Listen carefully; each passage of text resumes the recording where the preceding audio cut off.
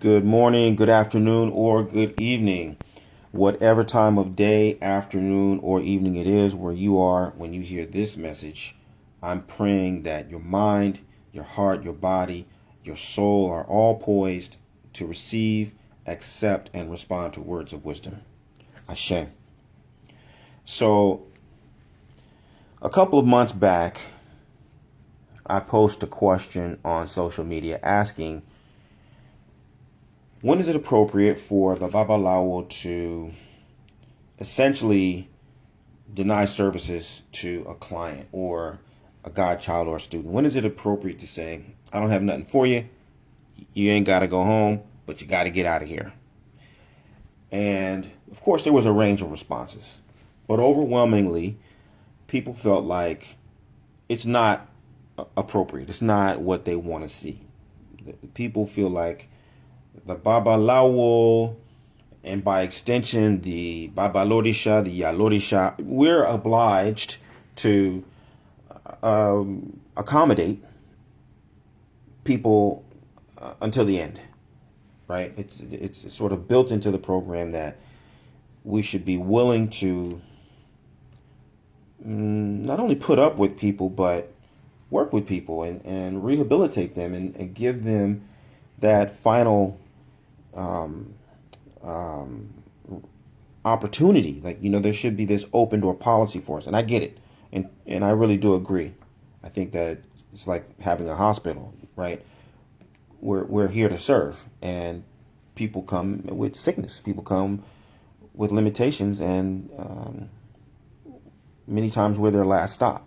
And they need that place to be able to be rescued, for lack of better terms. At the same time, however, we are people, and we have limitations. And even more real, sometimes when you are dealing with a person who does not have the will or the desire to change, you can enable them, by trying to give them the benefit of the doubt and trying to help them and really extend yourself and keep extending your hand of support to them. Inadvertently, what you're doing is you're enabling their own self-destruction. And so there have to be boundaries. Okay? So it's a really, really thin line. It takes a lot of discernment to know when you're,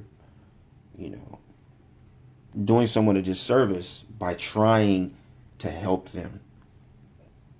And so what I want to do today is I want to kind of walk through what I would consider three different kinds of student or godchild, and what's the best practice, how you set the most appropriate boundaries for working with these three categories of people.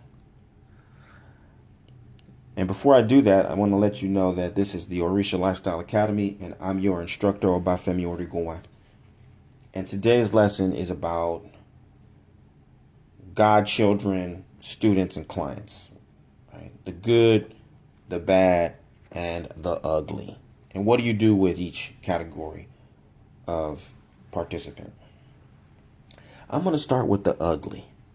Okay, I'm going to start with the ugly. We don't really give enough attention to the ugly. When it comes to ugly, we just kind of shiver and turn our back. We don't want to see the ugly. We don't want to talk about the ugly. We don't want to be close to the ugly. But we do need to understand what ugly is and what's the best way to deal with it. And what I'm going to share with you is based on my work as a babalawo, but also my work as a teacher. Right? I spent many years as an educator, as a professional educator. Right? Right? I don't just get on YouTube and make videos. I've been in the classroom at every level, from preschool to the university, for years and years and years. And this is what I know. There's basically a split. All right. The good is about 20% of the group. The bad is about 60% of the group. And the ugly is about 20% of the group. So you got 20, 60, 20. That's 100%. I'm going to start with the ugly. Okay. Now, what is the ugly when it comes to your students, your clients, your godchildren? What does the ugly look like? The ugly are the poor performers. They underachieve. They drag down the morale of all your star players. Okay? They absorb your energy. They spread negative energy everywhere that they go. They are like a disease to your environment. What they do is either do nothing at all, or what they do is so close to the minimum or below the minimum standard that it's just a total waste of time to even look at. Like I said, the ugly, you don't even want to look at it. When they start to produce things, you don't even want to see it because it's just bad. Right? If they are working with other people, if you have them somehow partnering with other students or other godchildren, or God forbid if they're engaging with people in the outside world, their contribution is it's got to be rehabilitated, restored. You're apologizing and trying to fix. Everything that they touch turns to doo-doo. Okay? You're taking a constant and perpetual loss with these people. They're constantly complaining. They're constantly gossiping. They're constantly drawing negative attention to themselves. And it's always somebody else's fault. These are the ugly. Okay? The only thing you can do with the ugly is get rid of them. Okay? You got to get rid of them. And I know that's not what people want to hear, but if you want to save the whole, it's like they say about the bad apple that will ruin the whole bunch. It is true. You cannot keep those people in your environment. Now, you may give them the opportunity to clean up their act. You can get rid of them and give them this sort of a disclaimer. Hey, man, look, if you get your life together, you can come back and you can meet these criteria. I'll put you on a probationary period. You can do this and this and this. You're welcome to come and hang out. But for right now, you have to go. You ain't got to go home, but you cannot stay here. And let me tell you, if you fail to get rid of them, you're going to lose respect of your stars. The people who are really putting in work, the people who are really making the effort, the people who are really delivering, and the ones who are not stars, but they're trying to get into that star category, you're going to lose their respect. And again, like I said, they're going to kill morale. They're going to make everything turn upside down. So that one apple spoils the bunch is a real thing. You have to get rid of these people. Okay? You cannot take a casual approach to underperformance. You cannot be overly tolerant of underperformance. You got to recognize it, identify it, and you've got to cut it out as quickly as possible. Now, let's look at the bad. Okay? The bad is really mediocre. Right? Your bad students, your bad clients, your bad godchildren, they're mediocre. They do just enough. They get it right today, they get it wrong tomorrow. They do this well on Monday, but then they do it poorly on Tuesday. They're back and forth. For every step forward they take a step back. And for everything that they do to enhance the environment, they're going to do something to compromise the environment. Okay? They are slowly, status quo. They're kind of drawing energy, and then they're adding energy. They're diminishing the value and they're kind of adding value. These are the people who you know they can do it, you just don't know if they're going to do it. You know they can understand. You're just not quite clear when they're going to perform, or when they perform, what else is going to accompany that performance that will, it's a liability. These folks are just a constant liability. They very rarely can just produce something that is acceptable, right? There's always some kind of a uncertainty and insecurity that's associated with these kinds of folks. Okay, so you can rehabilitate these folks. You can rehabilitate these folks, but what it requires is some really, really, really well-defined parameters. Dates are really important. You need to meet this standard by this day, or else. And then you keep putting something in front of them. And some people, it's a long-term sort of standard. Other people, it's got to be week to week. But you've got to be really clear, and you've got to be very, very consistent. What you say is what's going to happen. If you tell them they got a week to get this together and if they don't get it together, then they're out. Then at 5 o'clock on Friday of the second week, boom, they're out. Right? And of course, like I said before, it isn't like you're burning a bridge and you're throwing these people off the side of the building. You're just giving them this understanding that I really mean what I say. If you're going to be here and you're going to perform, then this is what is required of you. If you can't do that, then you can't stay. Right? So that's the overwhelming majority. Now, the reason why the communication and the consistency is so important with the mediocre performers is because the mediocre people, they could go ugly, or they could go good. And so you've got to be very, very clear about what the requirements are. You need to go good in order to stay. You need to tip the scale toward good in order to stay. If you can't do that, then you're going to go. And it has to be explicitly clear to them. No confusion, no doubt. Okay? And then you've got the good. All right? The good, these are your stars. These are the people who either they get it the first time. And now the stars, some of them are naturals. Some of them just have it. They've already got 80% of what they need when they show up. And all you got to do is give them a little correction. That's a small percentage of the stars, though. The majority of the stars are people who just want it. They for whatever reason, either they love, you as their godfather, their godmother. They love you as their teacher. They are enthusiastic about the subject. They just want it. They've got something inside them that's driving them internally. This is the characteristic of the star performer. It's not just that they're talented. It's that they really, really love what they're doing, and they want it. And they're going to put in the effort on their own.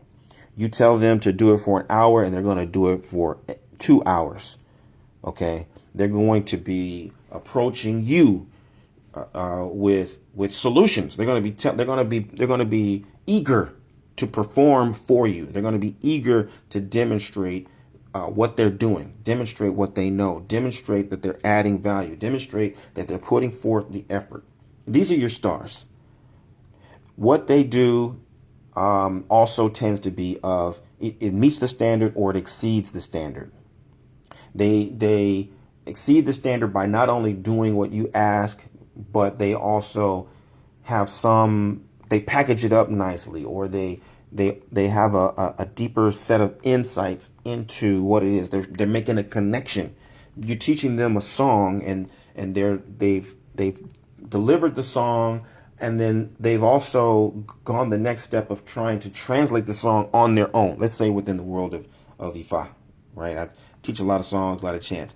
Hey, they've learned the song and they deliver the song exactly the way I taught it to them, And then they also say, you know what, Baba, I also recognize these words and this word is the same as something that we were doing in a prayer. Is that the same? Is that the same word? Does it mean the same thing? Right? Or they're recognizing a place name. Oh, this is that a place? Is this a kingdom that you were telling us about in this other Odu 2 months ago? Yeah. And you can start to fill in the blanks, and you're having rich conversation with them. These are people who are providing examples and support and guidance for other students, other godchildren, other clients. They're helping other people see the way. They're making themselves available. They're not trying to necessarily teach other people or position themselves as authorities, but they're willing to give support. They're willing to give encouragement. They're willing to lend their techniques to other people, right? Everything that they do is adding value. They're helpful to you. They're helpful to their classmates. They're helpful to the clients. Maybe you're having them. Like I said, we work in an apprenticeship model. Hey, when they're you have this godchild or this apprentice with you doing rituals and ceremonies, and they're very pleasant and helpful with just supporting the clients who come in. They talking to them about, hold it here. Listen, I'll hold this for you. Would you like some water? You know what I mean? They're adding value. These are your stars. You reward them. Okay? You reward them. You make sure that they are acknowledged, that they're recognized, they're encouraged, and you groom them. Okay? You groom them without stroking their ego and blowing their mind up into thinking that they're going to be the next, Araba of the world.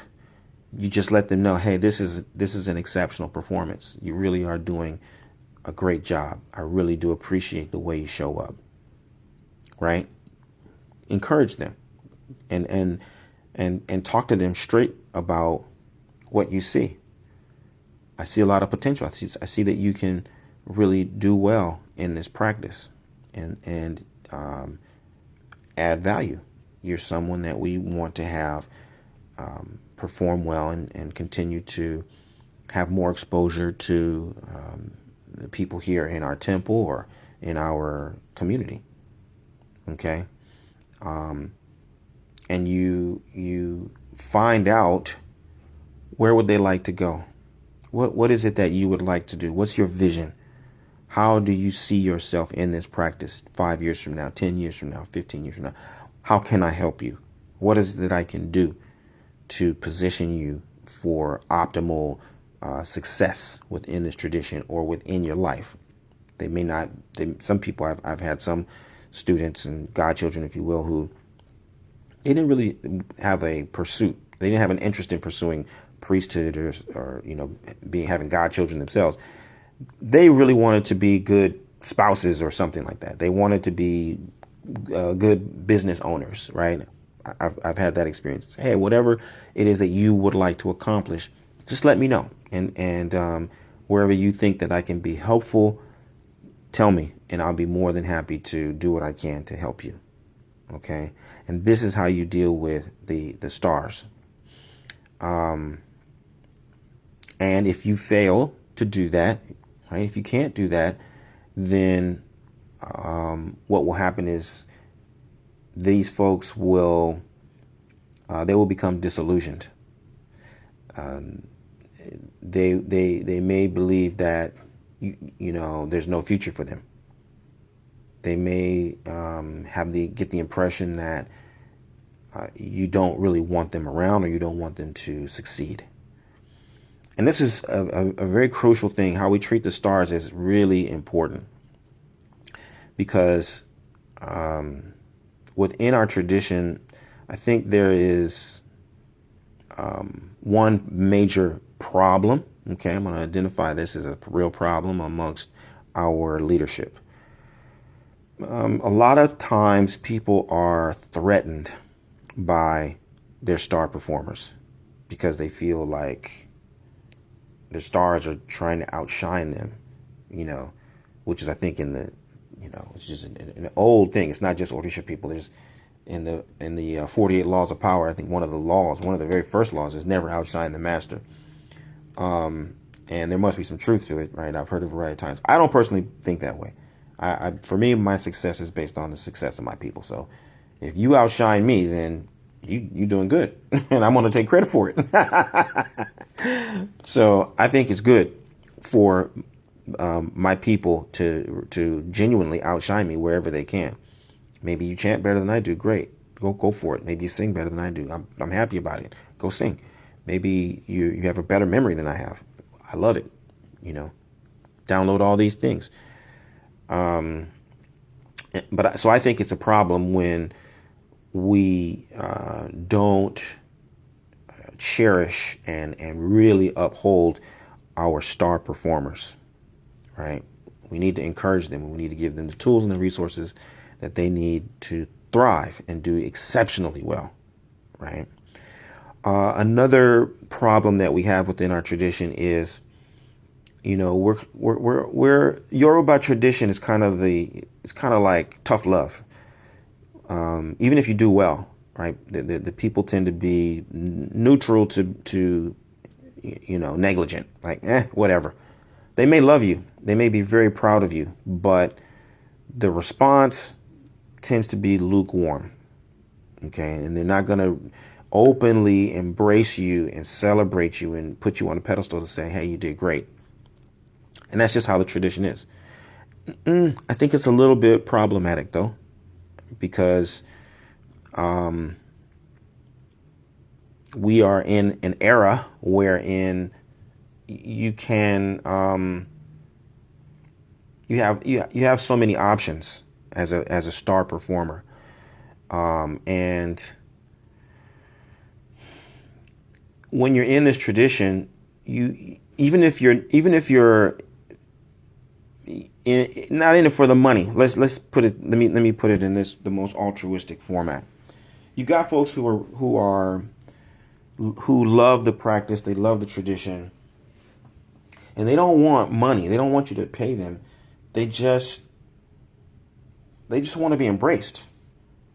They just want to belong. And even though they're stars, their fundamental need is human.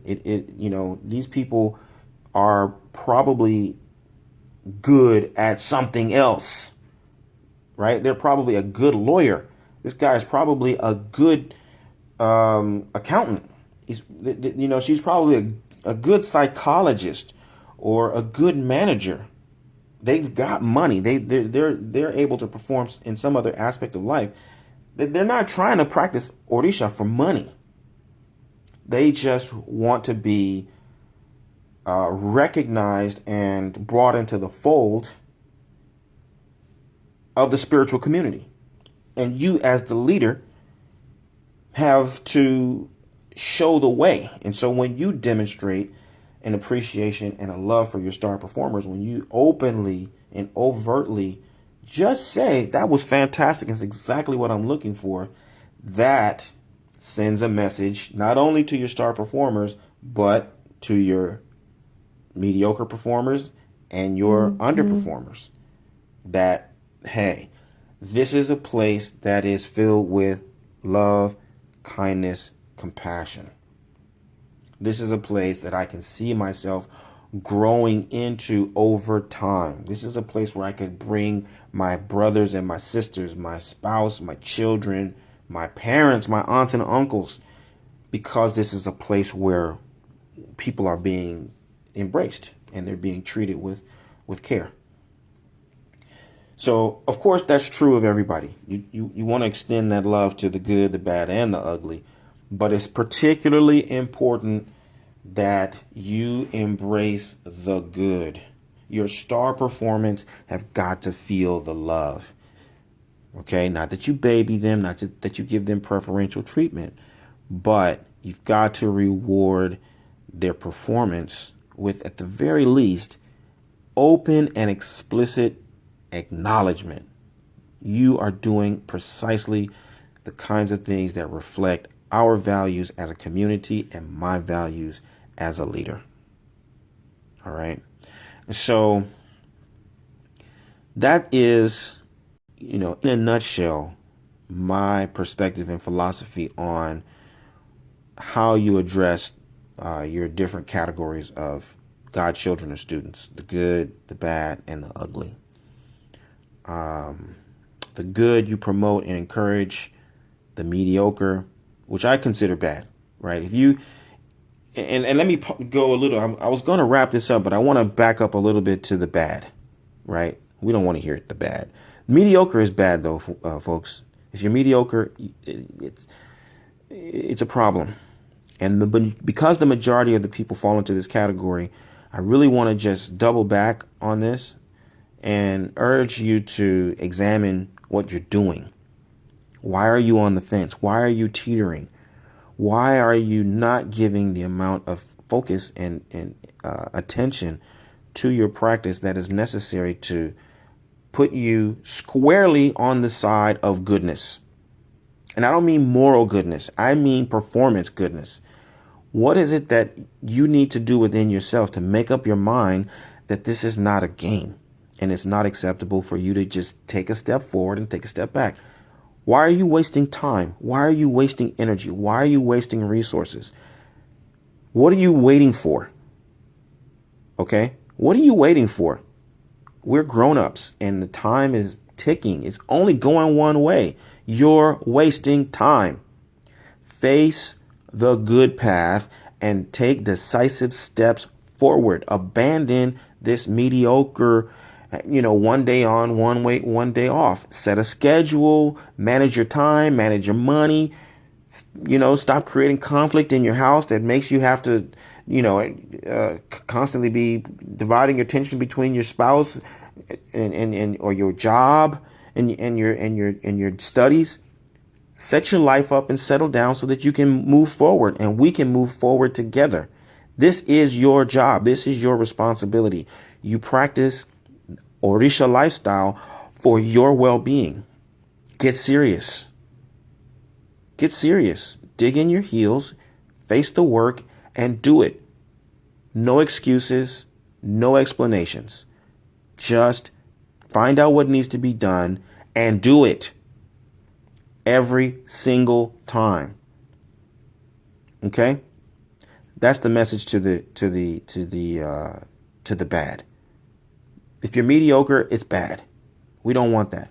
We need you to face good so that you can start making those incremental changes to improve and really deliver. And for the ugly, well,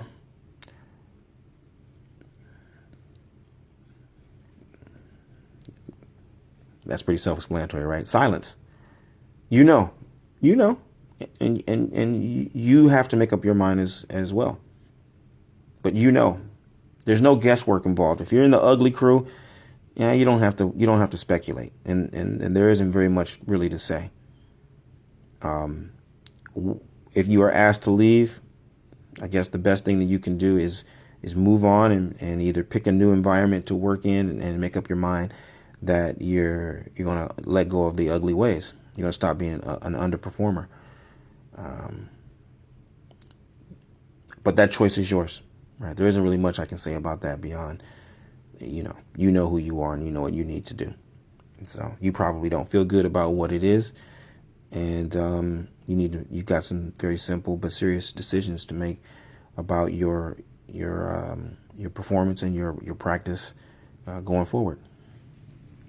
So I hope this has been instructive for you if you are a student or if you are a godchild or if you are the head of a spiritual community. If you're a priest, a priestess, and you've got students and you've got godchildren, you got people who are coming to you for support, unburden yourself. Get real clear about what's going on and put people in the proper position.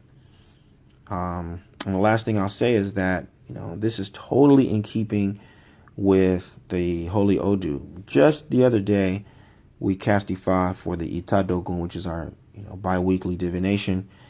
And Ifa gives us a real rare peek into a time wherein Orunmila was traveling with Eshu, and everywhere Orunmila went, Eshu went with him. But everywhere Orunmila took Eshu, it was problematic. For all of Orunmila's success, Eshu created some kind of a complication that resulted in either failure or substandard outcome. At the end of the day, Ifa advised Orunmila he had to leave Eshu behind. He couldn't travel with Eshu anymore. And so Orunmila had to, essentially pay Eshu off to stay, in Odara, which was a kingdom. He said, "Oh, but you can't come with me, right? You ain't got to go home, but you can't come along with me." And so when Orunmila was able to do that and place Eshu at Odara, then Orunmila could travel on, and he could, succeed and do the things that he was setting out to do unhampered, unfettered, unobstructed. And so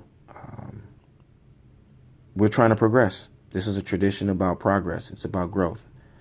And you've got to do whatever you can to guarantee that you're going to be able to deliver on the ancestral promise and fulfill your personal destiny. Aboraboye, Aboshishe.